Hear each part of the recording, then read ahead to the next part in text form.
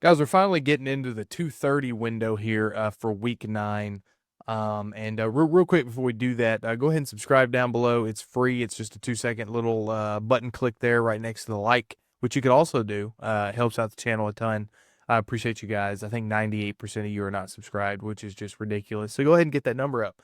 But while we're here, 2:30, Missouri, number 15th ranked Missouri, against the top 10 Vandy, who, by the way, Vandy had been ranked in the top 10 since 1941, I believe, is the stat that I saw.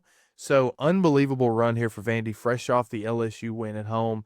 Now you get a Missouri team at home as well. Both come into this game 6-1, with both teams alone lost to Alabama, of all people. Missouri with a tight win at Auburn the week before. Matchup predictor: 55% chance for Vandy to win, and Vandy's favored by 3.5. Chase, I know you like some Diego Pavia and the Vandy Commodores, so I'm going to let you go ahead and go first. Oh, good. Let me get. I almost texted you. I didn't. I kind of saved it. I don't care. Honestly, I don't. I'm not sure if I really care what the record ends with this season for Vandy. Your top 10 for what you just said for the first time says 41. You earned your first game being favored since like 78, I believe it was, last week in LSU, and then you delivered. Let me also say that you delivered. I'm talking about a pizza guy delivery. You just delivered it home. I tell you what, I'm not sure there's another man. There might be one. And just maybe an inch above. But there's not a way I'm not taking Diego Pavia for Heisman. I'm not. I know we talked about it a few weeks ago. Diego Pavia is the guy right now. Like, Ty Simpson's doing his thing in Alabama. Don't get me wrong. I think he's absolutely wonderful.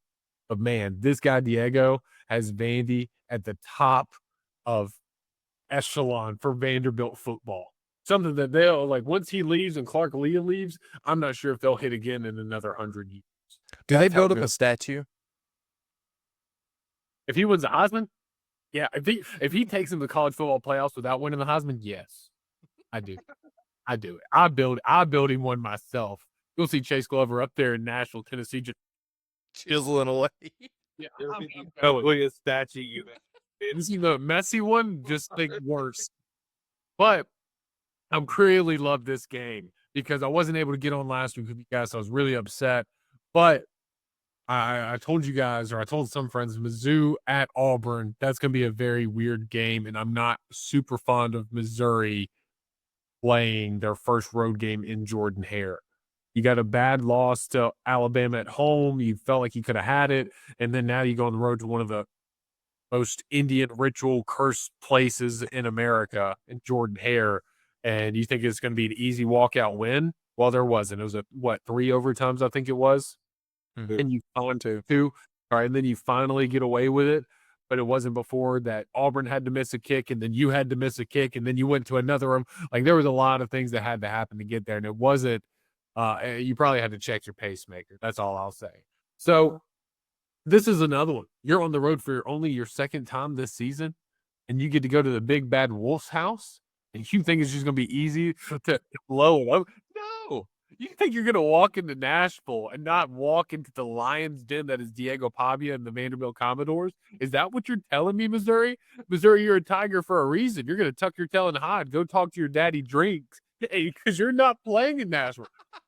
Andy smacks them by 10 plus points in this game. Second game that they're favored. Diego Pavia absolutely goes off. I'm expecting like 300 yards from him. I love what Vanderbilt's doing. And we're talking about these younger cats in the coaching trees that might have the shot of these call-up power fours. I'm calling Clark Leah too, guys.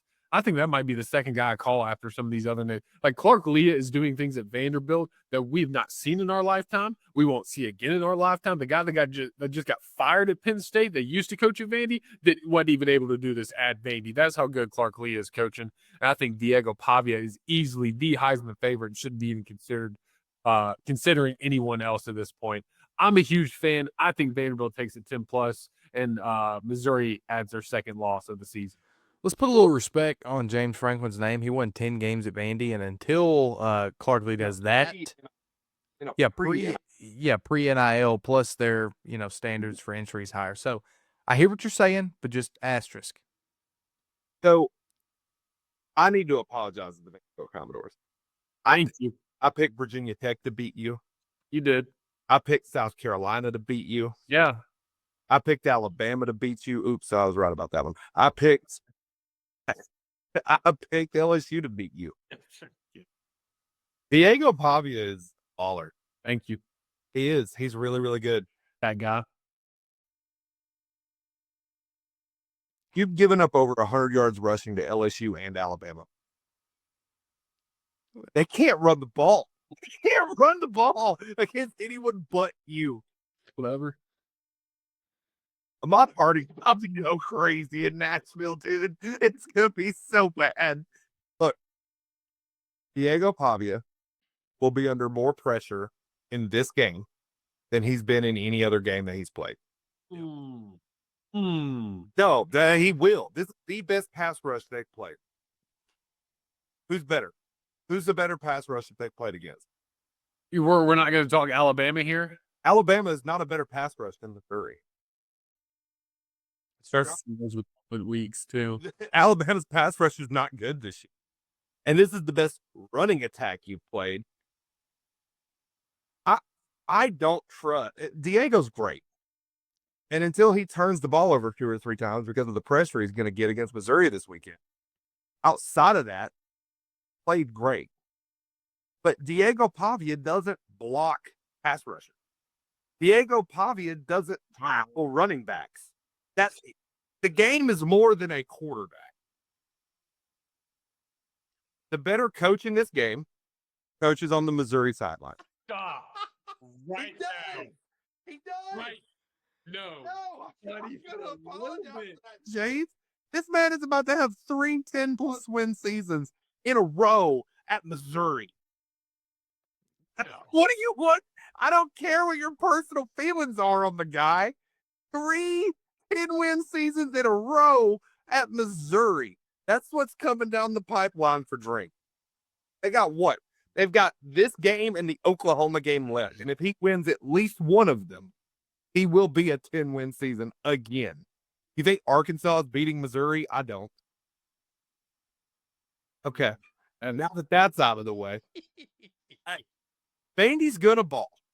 They aren't. But they've got so much hype on them now that they beat LSU, an LSU team that's highly overrated, by the way. Yeah, they are. I do apologize for taking them over Vandy. I was wrong.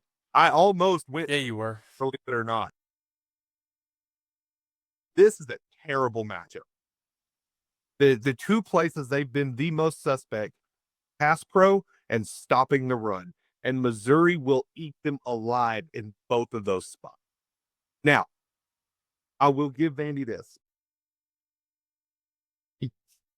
They will win this game if they keep it close late and Bo Prabula is forced to beat them. Because that man chokes harder than any other quarterback in the entire conference. That's a fact. But if Missouri, which I think they will be able to, can just hand the ball to Ahmad Hardy and him run for 10-plus yards a carry every single carry, which will happen this Saturday, Vandy won't be able to win the game. And that was the thing I kind of forgot to mention was Prabula. If you put the ball in Prabula's hands, he's not going to be able to win the game. What I'm trying to tell you is they're not going to have to. They're going to have to. Quick. No, they're not. Every single team has had running success against Vandy. Not going to be Missouri. They're the best running team they've played. Missouri's about to get a double dosage of Diego. I tell you what, they're going to have 2 tutties on their head quicker than you can see Lindsey Snick. And then Bo Prabula's going to have to try to bring the Tigers back. When Missouri wins this game this weekend, I need you to get on here. Tell me Eli Drinkwitz is a top 4 coach in the SEC and get me a drink for head coach of the year shirt. That's what I want. That's what I want, Chase. That's some disgusting things. Disgusting thing. You know what's so funny is currently we have 2 guys on opposite ends of the spectrum whenever it comes to one guy severely hates drink and the other guy thinks he's a very good head football coach. I kind of fall in the middle. I don't think he's upper echelon, but I don't think he sucks. Like you said, like you said, Quinn. Like if he wins 10 games again at Missouri, there's a real possibility a bigger program comes calling. Um, and some people may think that's crazy because of where Missouri has been the past couple of years, like been in the conversation for the playoff, been in the conversation for SEC championship appearance. Um, but they haven't been able to do that. And I think it's because it's Missouri. Like I think he's a good head coach, and I would take a chance on him at a more established university with a little bit more history on the football side. But that's neither here nor there. I have been so, I'm not going to say anti-Vandy, but I've been very skeptical because it's Vanderbilt. It's hard to get past the fact that it's still Vandy. And I know that history does not correlate to what's exactly going to happen on any given Saturday because let's be real. In the NIL era, there's more parity. In the NIL era, Vanderbilt is a team that has a lot of money and has a chance to put together seasons like this. And even last year, even though last year they still, went 6-5, whatever it was, like it was good for Vandy, but it's not what they are this year. Like yes, you beat Alabama, but you weren't ranked in the top 10. You weren't favored at home against a top 10 team. You weren't ranked 10th. Like you weren't what you are this year. So as amazing as their story was last year, to back it up this year, um, has made me a believer in this Vandy team. And it's something to be said, and it should give hope for the Mississippi States. It should give hope for the Kentuckys. It should give hope for these middle to bottom of the road SEC teams the past couple of years that you can get it turned around in this era. If you put the resources into it, you put the effort into it like Vandy did going all out, it can happen. Will they do that? I don't know. But Missouri has been steady over the past 3 years. They haven't been real high. They have been real low. Like, yes, you were high, I guess, technically, with one of their bowl wins. However, Vandy's got the momentum this season so far right now. Missouri coming off a loss and then a very tough win, which you should have lost. Keep in mind, Auburn missed 3 field goals in that game, 2 of which in regulation, which would have won the game. Give me Pavia, dude. Give me Vandy to get this win. Now listen. They're going to lose a game. They are going to lose a game that they should not lose. And honestly, this is a game that if you lose, okay, it's not one of those end of season type teams that you lose to. So like I guess what I'm saying is Missouri isn't the traditional Vandy or Kentucky that you have to win. I think that's going to be one of the games that Vandy loses is a team and I don't have their full schedule up in front of me. Tell you right now, because I am a certified Vanderbilt hater, they can only lose one of these games. They have a home game with Missouri, road trip to Texas, home game with Auburn, home game with Kentucky, road trip to Tennessee, and you can only really afford to lose.